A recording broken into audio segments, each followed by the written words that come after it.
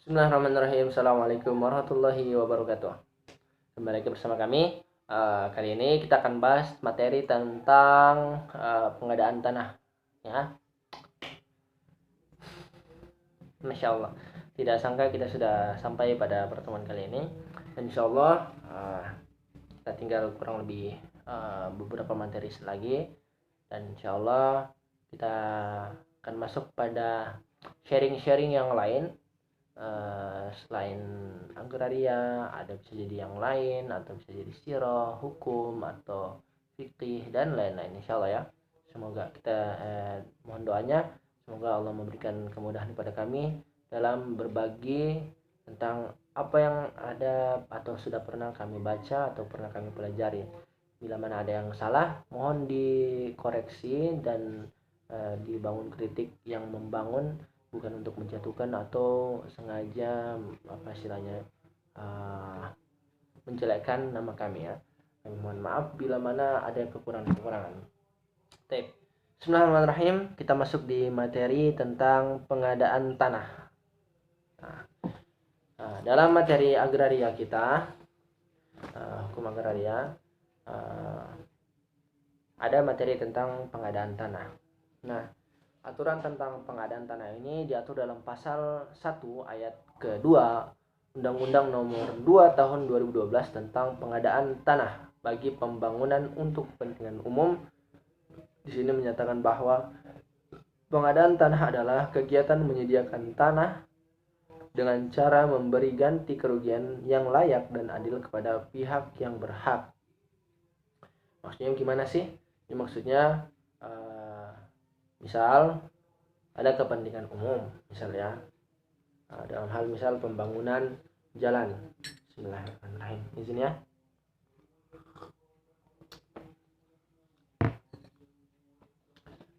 Nah, jadi misal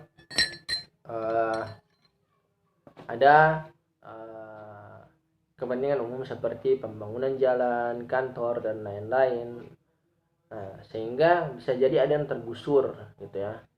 Sehingga pemerintah, karena sudah teratur dalam pasal 1 ayat 2 Undang-Undang Nomor 2 Tahun 2012 tentang pengadaan tanah, maka untuk pembangunan kepentingan umum, maka misal dibangun jalan kan, nah biasanya mungkin bisa saja akan digusur ya. Misal kalau di daerah Gorontalo, misal ada jalan yang cukup panjang dan besar, itu gor, saya bilang apa istilahnya itu panjang, saya kurang lupa kepanjangannya. Intinya itu kayak bukan gelanggang olahraga ya, itu kayak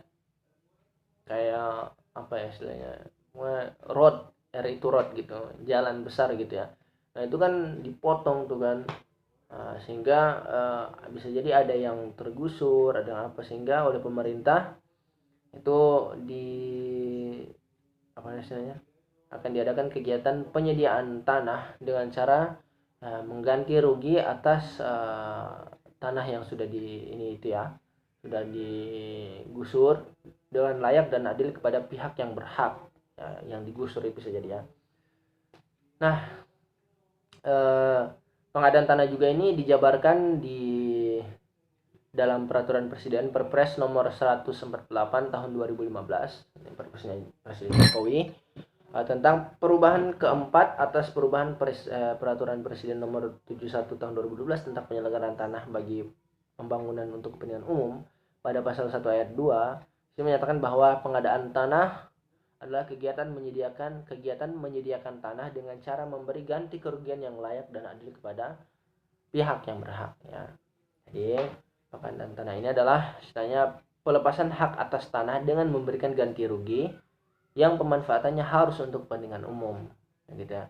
Seperti tadi saya sebutkan adalah misal pembangunan jalan gitu ya. Jadi dengan dibangunnya jalan atau di apa itu bisa digusur, dan orang yang tinggal di situ atau apa yang dihilangkan haknya itu harus diganti oleh pemerintah.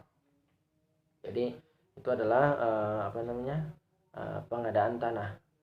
Nah, kepentingan umum tersebut itu adalah termasuk kepentingan bangsa dan negara serta kepentingan bersama rakyat dengan memperhatikan segi-segi sosial, politik, psikologis dan hamkanas atas dasar asas-asas pembangunan nasional dan mengindahkan ketahanan nasional serta kawasan Nusantara. Nah,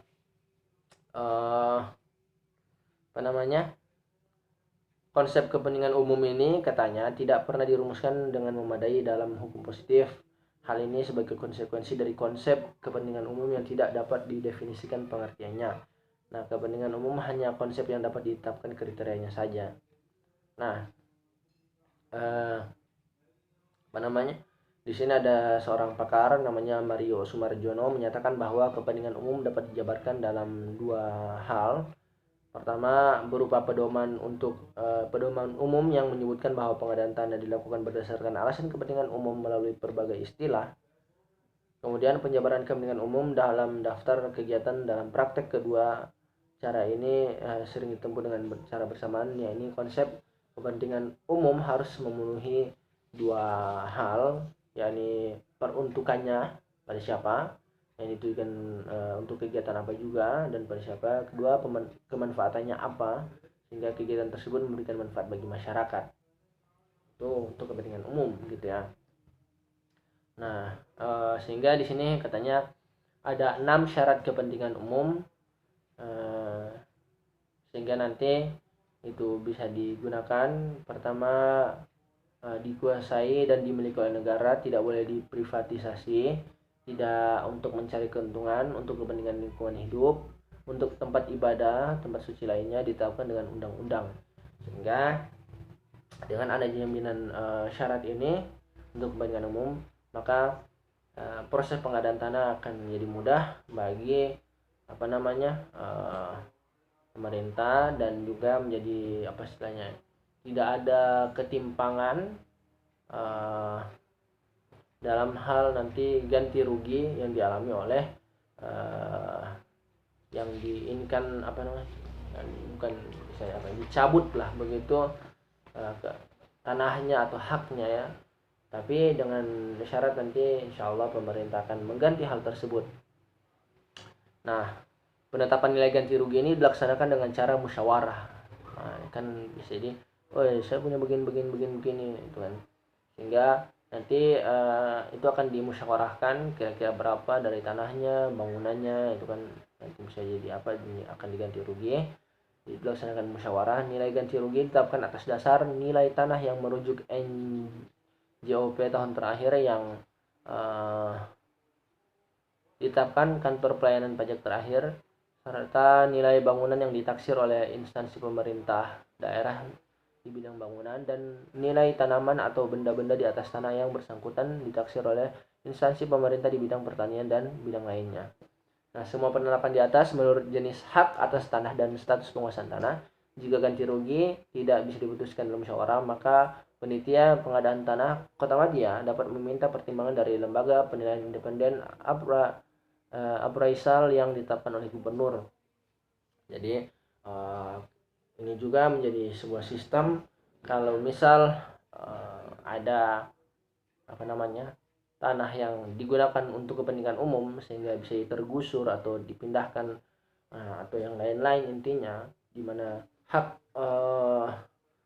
si pemilik tanah itu dan bangunan di atasnya itu dia tidak bisa menentukan dengan subjektif dia untuk biaya-biayanya begitu, misal sekian, tapi itu nanti akan diinginkan oleh badan-badan pemerintah yang berkaitan, sehingga nanti akan diberikan insya Allah yang adil ya, tapi semoga gitu ya. Jadi demikian materi pengadaan tanah yang intinya adalah kalau ada kepentingan umum yang dilaksanakan oleh pemerintah, oleh negara ya, dan itu melibatkan hak-hak tertentu yang ada pada masyarakat, maka pasal akan berlaku, yakni pasal pengadaan tanah yang diatur pada pasal 1 ayat 2 Undang-Undang Nomor 2 tahun 2012 yang nanti diubah di tahun 2015 dengan Peraturan Presiden Nomor 148 tahun 2015 tentang perubahan keempat atas perubahan Peraturan Presiden Nomor 71 tahun 2012 ya. Demikian materi kita hari ini. Semoga bermanfaat. Jazakumullah khairan. Assalamualaikum warahmatullahi wabarakatuh. See you in next video.